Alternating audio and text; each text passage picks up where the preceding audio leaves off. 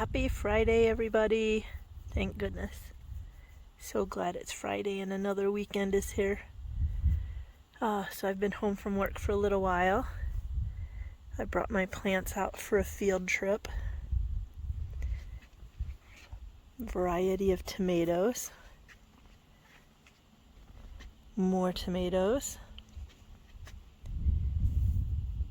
Not sure which is which. 2 cups of tomatillas. So I think these might be tomatillas. My son wants me to grow them and try them. I believe those are tomatoes. Peppers. More tomatoes. That's a pepper, I believe. Tomato. Basil. Kale. Strawberries. These things I got from a local nursery. All the tomatoes and peppers are from seeds I started. More tomatoes. I don't know. I got way too many tomatoes. Salad, lettuce combination. Spinach, also from a local nursery. And some more peppers. So while the sun was out, I brought everything out to get some fresh air and sunshine. And now I'm getting ready to put them back in. I already did my chores as soon as I got home from work, but I need to go put the chickens in, and I'm going to check on the rabbits one more time. I don't think I have much to say. So, the horse trough. I got just about as level as I'm gonna get using shale. I put logs in the bottom, and then I put some straw. The next layer will be dirt, and that's where I'm going to try to grow some of the things that something ate up last year, my beans and things.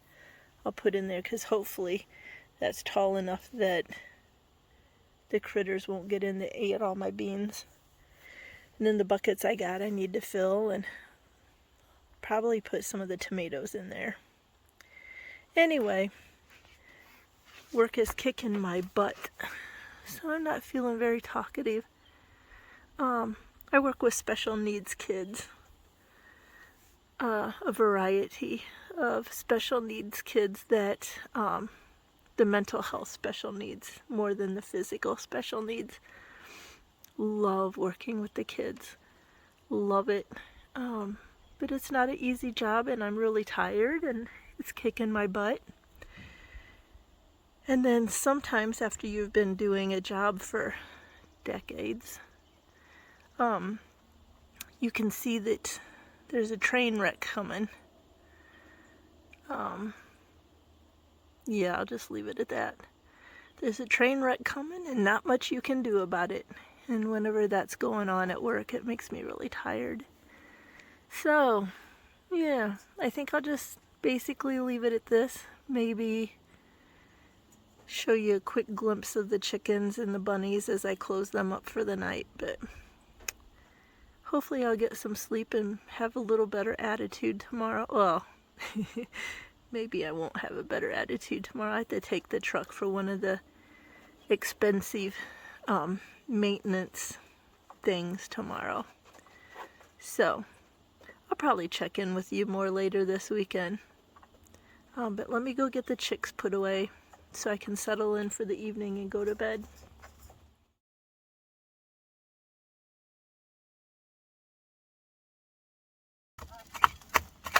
My female quails are doing great. So very sad I don't have a male, but pretty soon I'll get some hatching eggs and hatch some out and keep a male from that. I need to clean their poop trays this weekend. So the quail are doing great. I love these little things. Okay, getting the chicks in at night is not an easy task. Some are in. Like, I look out the window and I'm like, oh, there's only 2 or 3 outside. I'm gonna go put them up. And I'm having the same problem as Lisa from Yogi Hollow Farm. Yogi Hollow Homestead. I'll put the link below. You guys by now know how I am with words. I'm having the same problem she is. They hear me coming and I'll have to come back outside. And then it's a matter of catching them to put them back in. I had some mealworms, I guess, that I bought in the bird seed section, the wild bird seed section, and I was trying to convince them to go in with those. They are not impressed, but I think they're super dehydrated, old mealworm kind of shells more than actual worms. And so I brought some grass and clover I'm going to throw inside, see if that convinces them. I am not going to film myself trying to catch these little boogers and get them inside. Maybe someday I will. Not today. I do want to say that these Delawares, I didn't think I'd like them very much. Oh, those, I'm not aiming at the Delawares. These are the Delawares. And they are the most bonded with me out of all of them. They come right up to me. They try to take things out of my hands. So as yes, that one just jumped for the grass while I'm filming. Yeah. These little boogers kind of act like begging dogs more than chickens, I think. So I'm kind of surprised at the Delawares that I like them so much. And then of course the Wellsummers, if you guys have heard me, the Wellsummers were the birds I've wanted forever, and I can't get them to like me. Okay, so I'm going to see if I can bribe them to go inside on their own.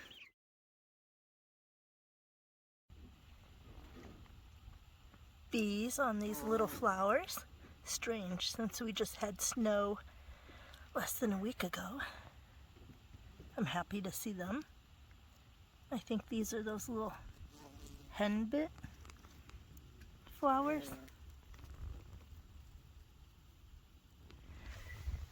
And then I'm happy to see that this little serviceberry tree looks like it's doing more than just being a twig. So it's finally growing a little bit. I already put a little shovelful of rabbit manure on it. I didn't think that this tree would ever do anything. I planted serviceberry for, those birds. For a variety of birds, but for the cedar waxwing. At my work near Baltimore, we had serviceberry trees, and the cedar waxwing loved them. So I've been trying to get this grow for like 3 years. While I'm out here picking grass for the rabbits, maybe you guys will know, there is a flower that reminds me a little of Queen Anne's lace. It gets little white flowers, but it's not Queen Anne's lace, I know for sure. Ooh. Bending over on a steep hill is not the best. And so I actually think it's a flower or a plant that's poisonous. And right now I cannot remember the name. So I've been careful not to pick it and give it to the bunnies. Or when the chicks took field trips, I didn't put their cage on it. If you recognize this plant, can you let me know what it is? It just gets little white flowers on it. I can't remember what time of year. Maybe really early spring. Maybe they're past. I don't know. But I've been thinking that it's a plant that's poisonous to little animals. But I sure can't remember what that name is to try to look it up. So let me know what you think.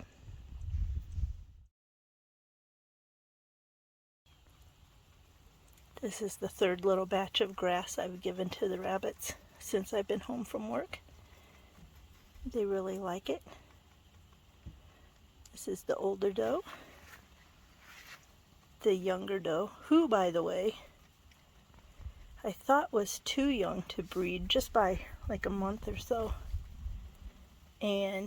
But when I pet her, she lays down like a cat in heat. She kind of lays down and not fully lifts her hind end, but it's very, I don't know, friendly when I pet her on her back. So she may be ready. I do plan to put Mama Doe with the buck this weekend, and I'm going to think about it a little bit more. Maybe the younger doe.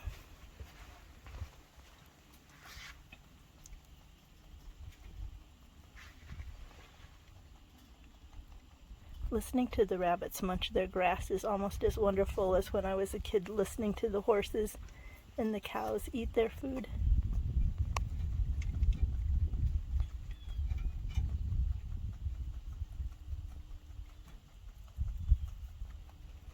Okay, I hope everyone has a wonderful weekend. I hope everyone had a good week, and I will talk to you soon. See ya.